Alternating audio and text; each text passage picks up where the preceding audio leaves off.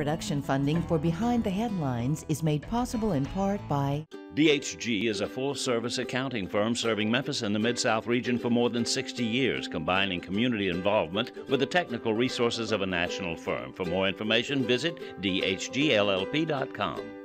The WKNO Production Fund, the WKNO Endowment Fund, and by viewers like you. Thank you. The mayor's race, city council elections, and much more tonight on Behind the Headlines.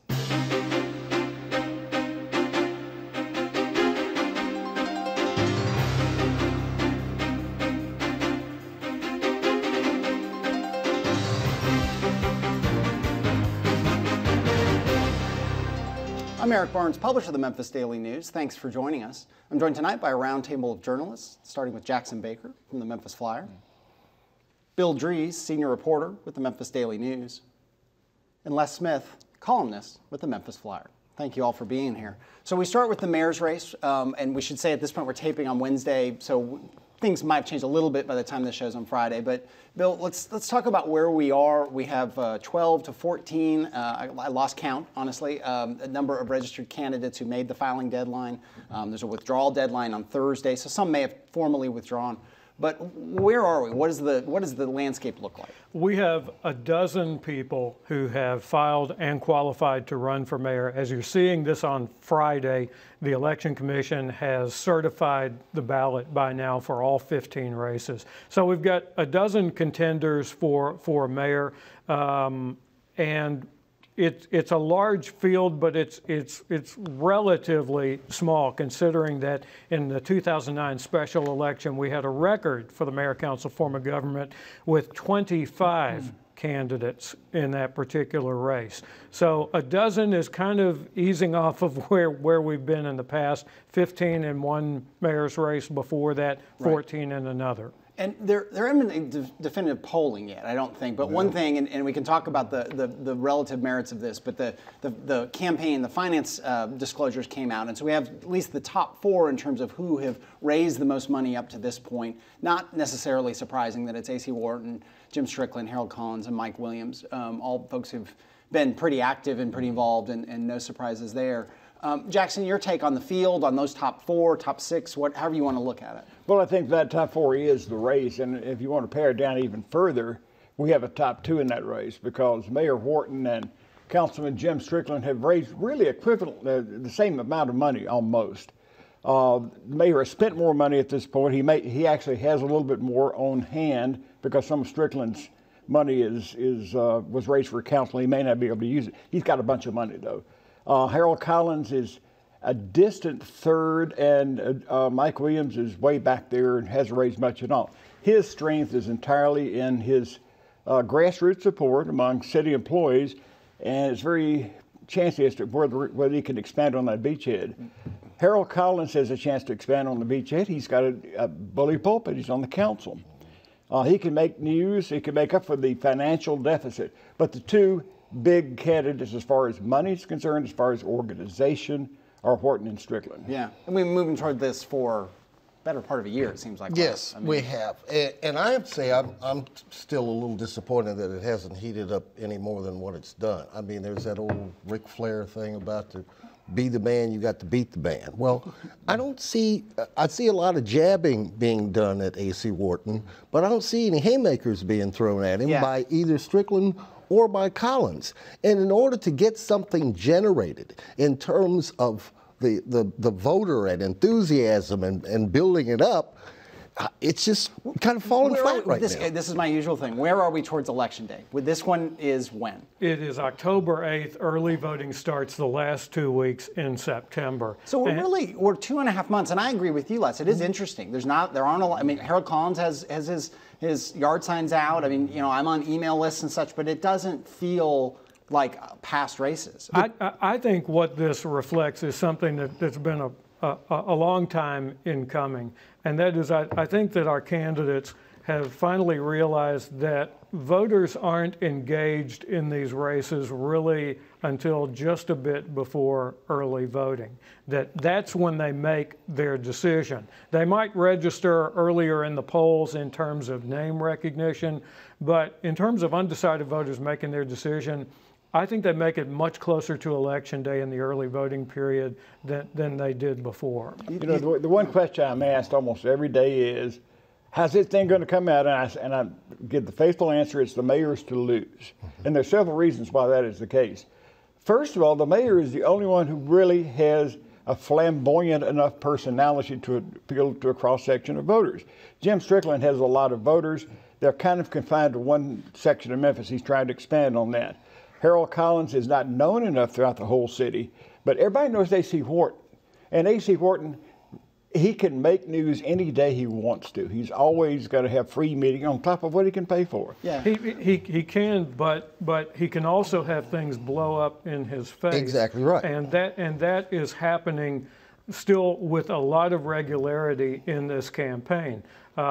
If Strickland and Collins and Williams beat up on the mayor too much without telling people what they're for or laying some kind of foundation for it, then that they risk the mayor increasing, I'll call it his sympathy factor.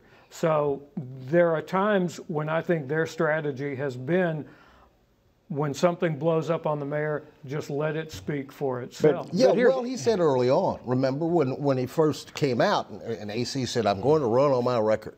And Strickland said, fine, we'll run on your record. Well, there are obviously places in there within the Ward administration where there have been disconnects. He's disconnected from the council. He's disconnected, I think, from a lot of black voters that I've talked to. There's a lot of places and areas where both Strickland and Collins and even Williams could make headway. But yet this kind of Alphonse and Gaston will just let it go and we'll see what happens. I don't think they can afford to just sit around and do nothing. You know, I think the last time President Company sat here at this table and discussed the mayor's race, we talked about the Southbrook Mall, which the mayor just pulled out of, and how that would hurt him in Whitehaven, how it would help Harold Collins. Listen, last week the mayor proposed a $30 to $50 million project that dwarfs. He proposed a commission. Well, to look but at the numbers he dazzled people with. And that's the problem with the Ward administration, another disconnect about what they say and what they actually do. And that's another area that could be exploited.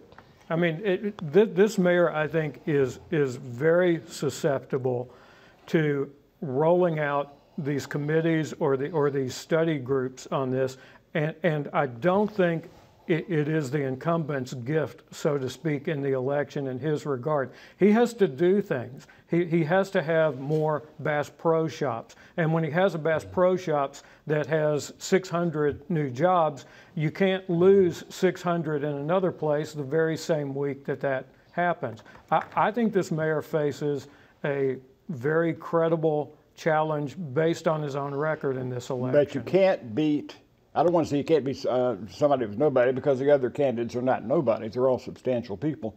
But what is Jim Strickland's main platform? Public safety, accountability of officials, and fiscal solvency. That's it. Okay, Jim, we know you're going to have efficient government. What you're going to do with the government? What's his vision? He needs to articulate that.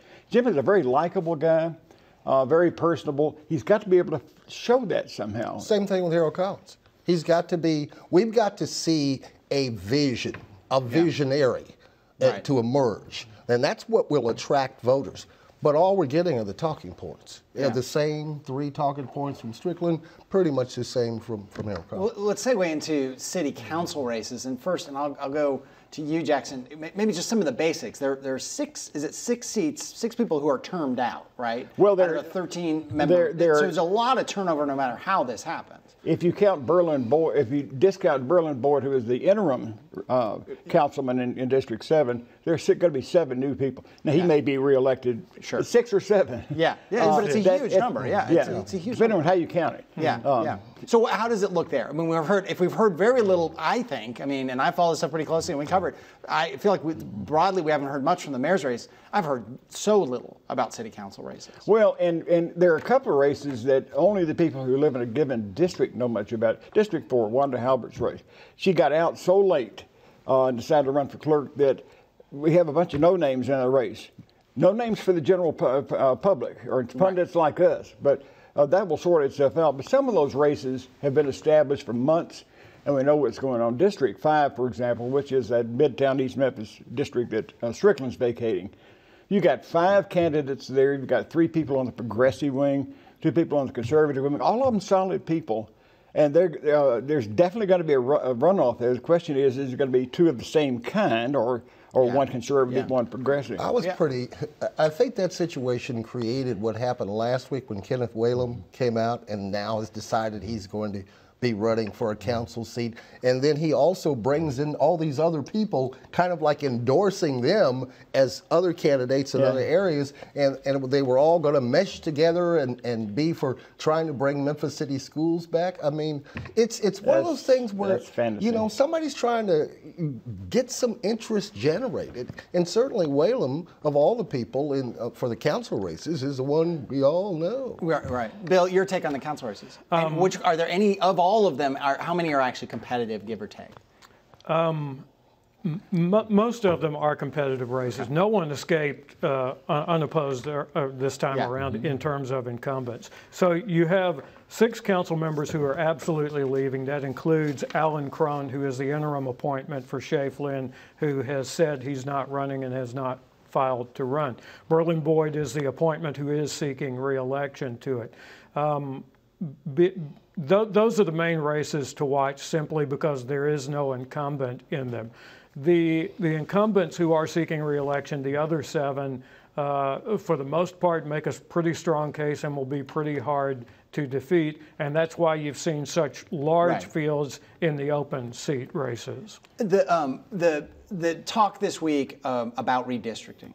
When I read the headline, I thought, wait, can they redistrict before the election? That was my mistake. This talk about redistricting for the city council, getting rid of the super districts, if that happens, that's down the road, correct? Yeah, that's 2019 elections at the earliest. The earliest there could be a referendum on that kind of charter amendment would be in November of 2016, the presidential ballot. So every part of the discussion about changing the structure of the council, it has no bearing on the election that's coming up in October. The redistricting, by the time this show airs, we will know whether or not changing the district lines to compensate for the South Cordova and Southwind annexations. By the time you're watching this show, we should know whether or not any of the candidates for those seats have been affected by it. The one race that could be most affected by that is in District 2. Rachel Knox, who is a young African-American woman, very strong candidate, supported by a lot of Democrats, running against Frank Colvett, very strong candidate, supported by a lot of Republicans, and a few other people. I think the race comes down to those 2. She could be out of that district, depending on how things shake down. Your take on the end of super districts, if that were to happen? I mean, I know we're a long ways from it, but it came up this week. I tell you what one of the unintended consequences of that could be, because the county commission went that route. Right. They've got 13 single districts. And now there's a hue and cry in the county about the fact that all of them have proportioned themselves $100,000 to give away as they see fit in their districts. People see all kinds of potential graft and feather bedding and whatnot. Well, when you have each person representing a separate district and nobody sharing space, then you're going to find a lot of competition of that sort, and eventually you're going to have a gentleman's agreement like that. Yeah. But I don't think that voters have ever really clearly understood the super district arrangement, that the city is divided in half, a super district for each half of the city with 3 people elected to it. And I think because I understand it now, because you just explained it. But I have to be honest and say, if you'd asked me to explain that, I don't think I could have got it But right. a lot of people running for those super districts, since we've had them in 1995, have not bothered to explain that. And I think they have used the confusion about what super districts are to their advantage to get elected based solely on name recognition. And wasn't it racial diversity? Yeah. That's what, when they passed this in 96? It stemmed from the 1991 federal court case that eliminated the runoff and the at-large council seats. And the judge, in that case, Jerome Turner, left it up to the council to determine what would replace at-large, because his ruling was very narrow and very specific in terms of what it dealt with. The rest was up to the council, and the council came up with what I think was just a monstrosity of a solution, and that was the super district. But it made a kind of sense then, because it put it in brass tacks terms, District 9 was then, in a population that was half and half roughly, the white half. District 8, Super District 8 was a blank cap. Well, there's been a lot of back and forth now, and you can't say that about the super districts anymore. So they don't make that kind of sense that they meant at the time. Yeah, okay. We'll move on. Not a lot known about a shooting. A man there are actually two this week. We'll start with the one in Memphis and really focus on that, who was in police custody. He was a passenger in a car. The car was pulled over. I'm just trying to get the facts kind of right as we know them right now. He gets into the police car, and then he is dead. The investigation, this was a week ago Friday, a week ago. Bill, I mean, what did I miss? What else do we know right now as we tape this on Wednesday? We know that he was a passenger in the car. He's 19 years old. His name was Darius Stewart, and that the cops checked him for warrants. Some warrants showed up. There's still some confusion about whether that was a case of mistaken identity in Iowa or whether these were warrants for him.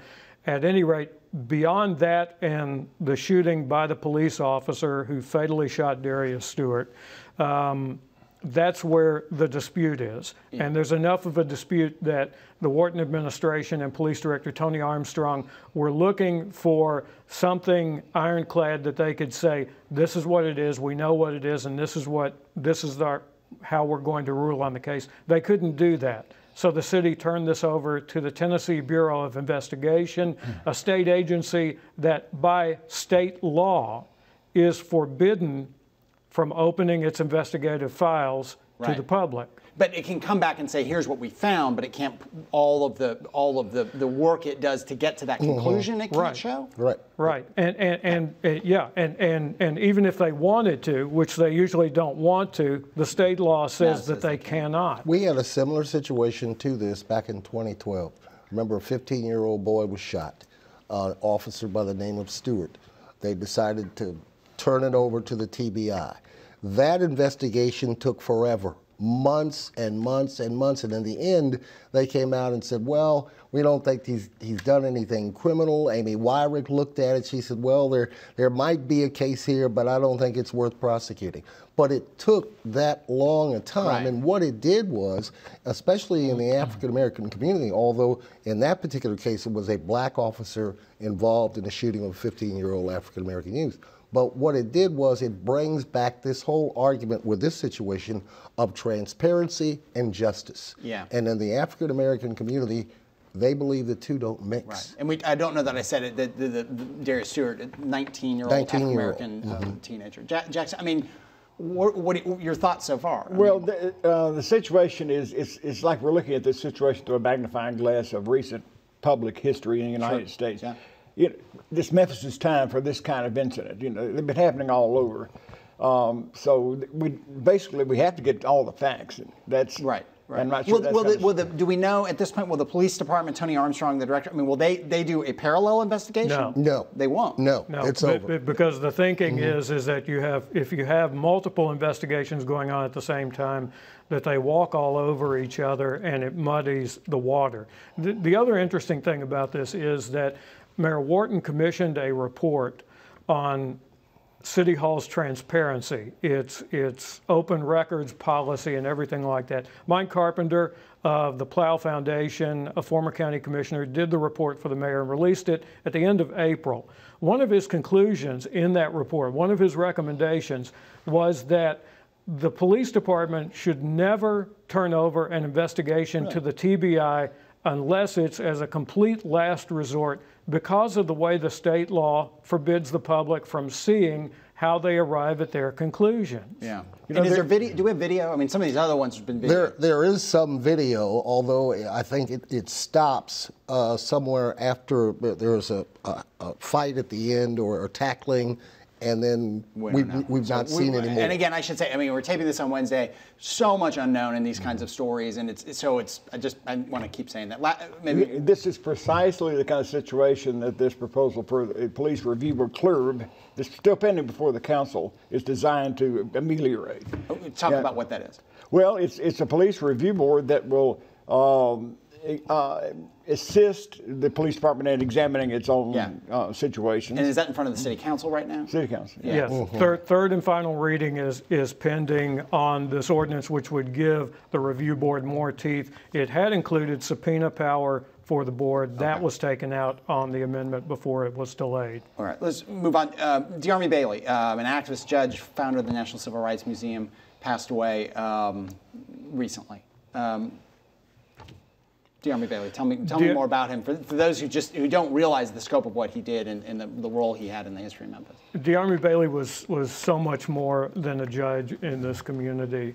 He was the founder, the person who put together the financing to save the Lorraine Motel and develop it into the National Civil Rights Museum. He was also a self-proclaimed radical. He wore that mantle proudly.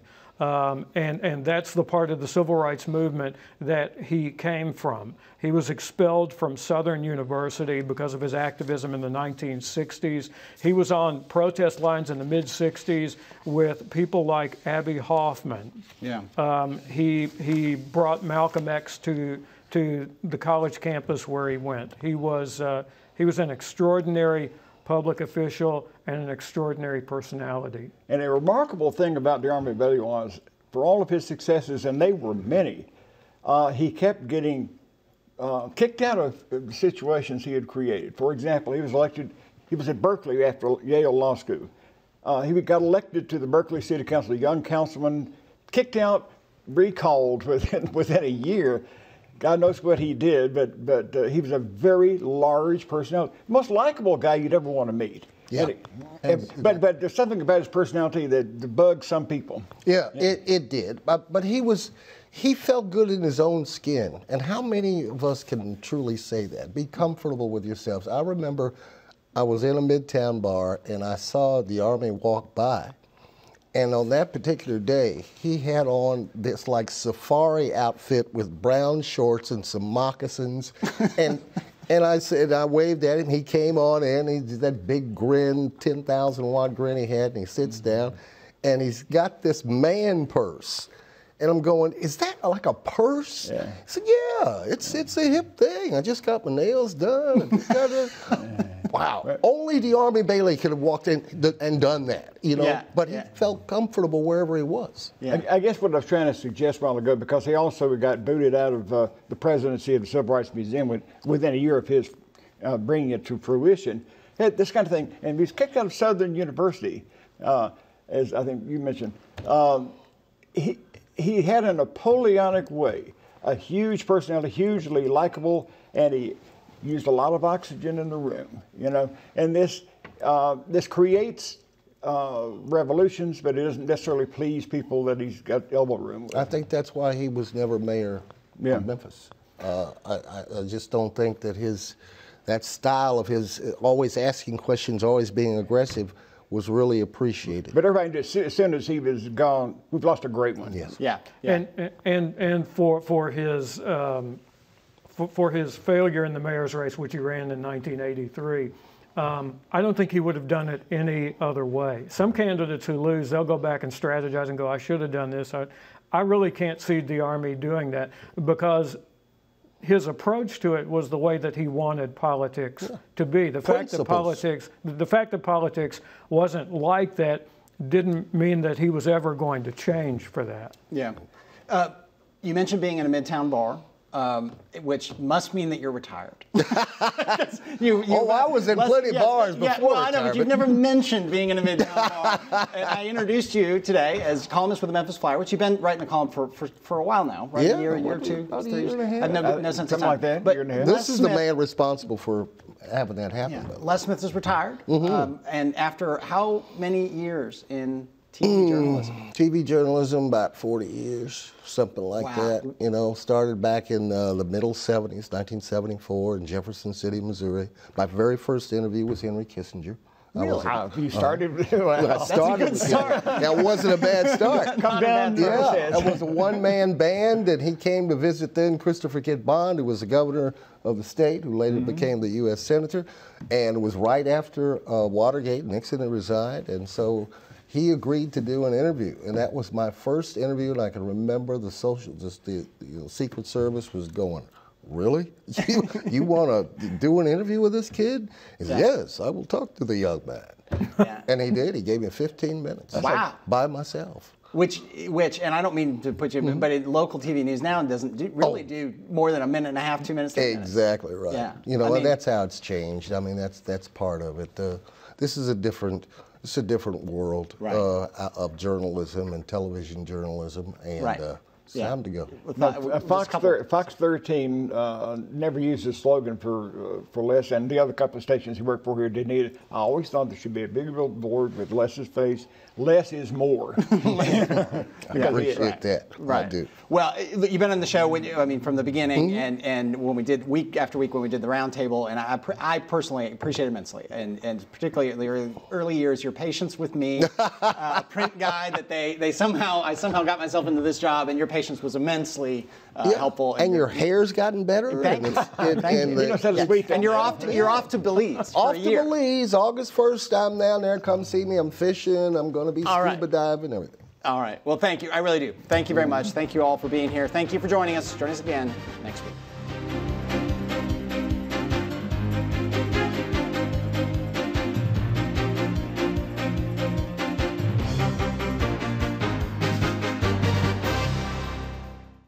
DHG is a full-service accounting firm serving Memphis and the Mid-South region for more than 60 years, combining community involvement with the technical resources of a national firm. For more information, visit dhgllp.com.